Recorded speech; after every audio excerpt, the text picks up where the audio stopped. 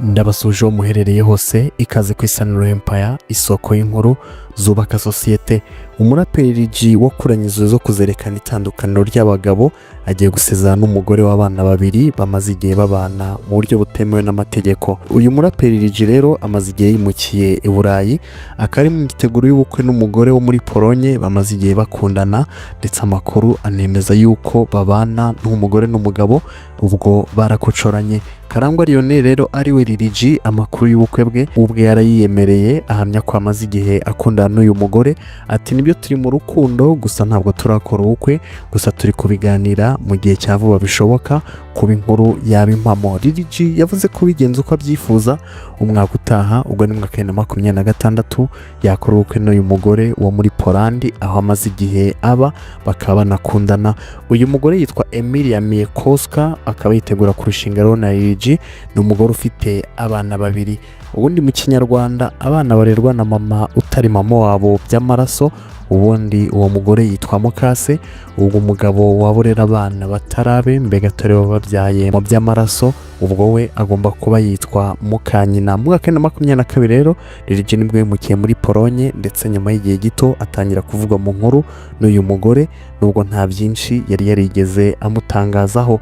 Amakuru ahamya ko G n'uyu mugore bamenyaniye muri Polonye bahita bashimana, kuri bakaba baratangiye gutekereza gukora ibirori by'ubukwe. Kundi ruhande rero nubwo G yemeje ko ari mu myiteguro y'ubukwe, ahamya yuko atari yabimenya neza, ubwo biracyari mu mipango. G rero n'umwe mu basore batangiye umuziki bakiri bato, akaba yarakunzwe mu ndirimbo nka Nimba Umugabo, aho yarimbaga ngo nimba umugabo nzerekana itandukaniro ry'abagabo. Icyo nicyo cyifuzo cyari kimuri ku mutima. Indirimbo yakuranye na Meddy yanamenyekanye mu zindi ndirimbo nka It's Okay, Agaciro ndetse n'izindi.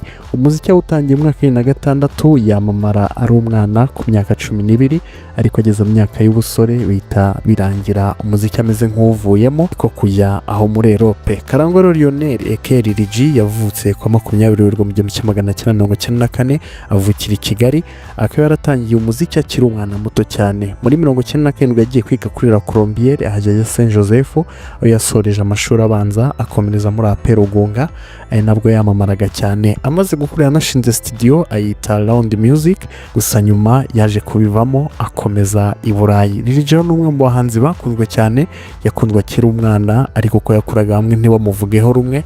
Bivugwa cyane ni igihe yari yashyizeho umusatsi ngo yabaye nk'abadamu.